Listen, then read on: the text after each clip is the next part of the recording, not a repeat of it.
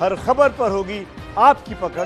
Download कीजिए ABP live app.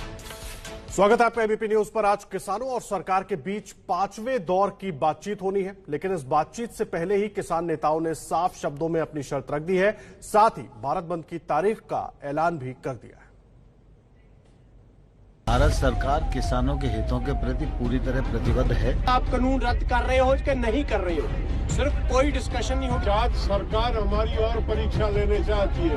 8 तारीख को भारत बंद का ऐलान किया जाएगा। एमएसपी चल रही थी, एमएसपी चल रही है, आने वाले कल में भी चलती रहेगी।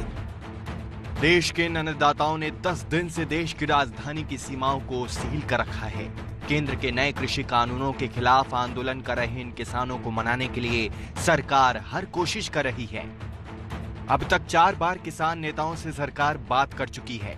हर बातचीत में सरकार किसानों को ये भरोसा दिला रही है कि उनके हित के खिलाफ कुछ नहीं होगा, लेकिन किसान तीनों कानूनों को रद्द करने की मांग पर अड़े हैं। हम लोग प्रारंभ से ये बात कह रहे थे कि भारत सरकार किसानों के हितों के प्रति पूरी तरह प्रतिबद्ध है और आने वाले कल में रहेगी। 3 दिसंबर को हुई आखिरी बैठक में सरकार ने एक कदम आगे बढ़ते हुए तीनों कृषि कानूनों में बदलाव की बात भी कही। जैसे किसानों का सबसे बड़ा डर है कि नए कानून से एपीएमसी यानी सरकारी कृषि मंडियां खत्म हो जाएंगी। इस पर कल सरकार ने भरोसा दिया कि एपीएमसी को और सशक्त करने पर विचार किया जाएगा। किसानों का दूसरा डर है कि प्राइवेट मंडियों में टैक्स नहीं होगा। सरकार ने कहा एपीएमसी और प्राइवेट मंडियों में टैक्स की समानता पर विचार किया जाएगा। किसानों का कहना है कि प्राइवेट मंडियों के व्यापारियों की जवाबदेही कैसे तय होगी। सरकार ने कहा व्यापारियों के रजिस्ट्रेशन पर विचार होगा। किसान विवाद निपटारे के लिए एसडीएम की व्यवस्था से संतुष्ट नहीं हैं। सरकार ने कहा न्यायालय जाने की व्यवस्था पर भी विचार किया जाएगा। नए कानून से किसानों की जमीन छीनने के डर पर सरकार ने कहा कि नए कानून किसानों की जमीन को पूरी सुरक्षा देते हैं। साथ ही किसानों के सबसे बड़े डर एमएसपी यानी न्यूनतम समर्थन मूल्य खत्म होने की आशंका को भी सरकार सिरे से खारिज कर रही है।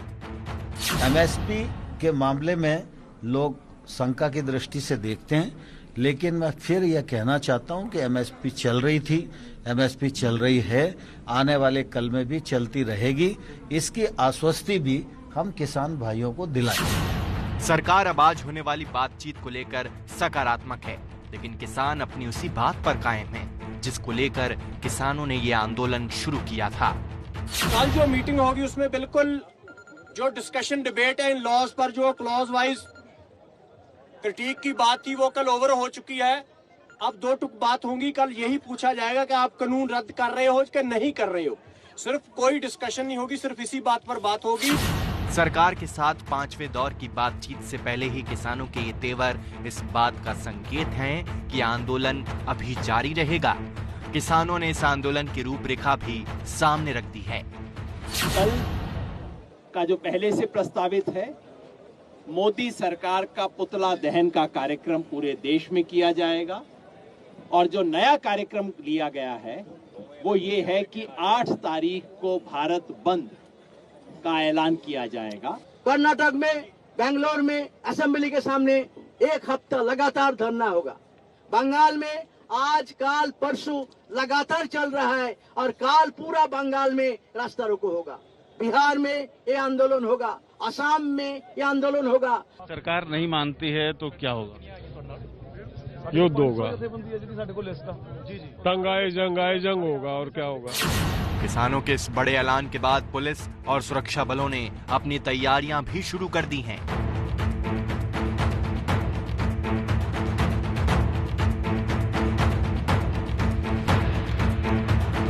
क्या किसान और सरकार के बीच बना गतिरोध दूर होगा? क्या सरकार और किसानों के बीच बातचीत किसी अंजाम तक पहुंच पाएगी? शनिवार को एक बार फिर से सरकार और किसान नेताओं के बीच बातचीत होनी है, लेकिन उससे पहले आप देख सकते हैं किस तरीके से दिल्ली पुलिस ने किसी भी परिस्थिति से निपटने के लिए अपने आप को जो तैयारियां है वो शुरू कर दी है।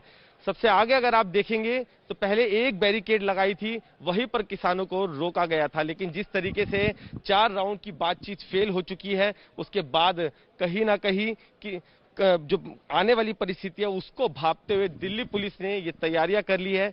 एक सेकंड लेयर और जो बैरिकेड है जिसमें बड़े बड़े जो पत्थर है सड़क पर कुछ इस तरीके से सामने लगा दिए हैं और उसके बाद बीच सड़क पर जिगजैग की पोजीशन में ये बड़े बड़े जो स्टोन्स हैं वो रखे गए हैं। कहीं ना कहीं कोशिश ये है कि अगर किसान बैरिकेड्स की पहली लेयर दूसरी लेयर को तोड़ने में कामयाब हो जाता है, आगे बढ़ता है, तो इन जिगजैग स्टोन के बीच में उनके जो ट्रॉला है, उनके जो ट्रक है और जो ट्रैक्टर है वो फंस जाए और वो आगे ना बढ़ सके। हरियाणा से लगने वाले सिंघू बॉर्डर पर भी इसी तरह की तैयारियां की गई हैं। वहीं आंदोलन को लेकर राजनीति भी तेज होती जा रही है। पश्चिम बंगाल की मुख्यमंत्री ममता बनर्जी ने सिंघू बॉर्डर पर मौजूद किसानों से फोन पर बात की। आप सोच रहे हो हमारा मूवमेंट है, आप लोगों का मूवमेंट है, पूरा हिंदुस्तान का मूवमेंट है और हमारा बंगाल का जो भी मदद आपको चाहिए हम भी काशी इलाके किसान का प्रोग्राम किसान का समर्थन में हम भी शुरुआत करेंगे। वहीं अकाली दल बाकी विपक्षी दलों को भी एकजुट करने में लगा है।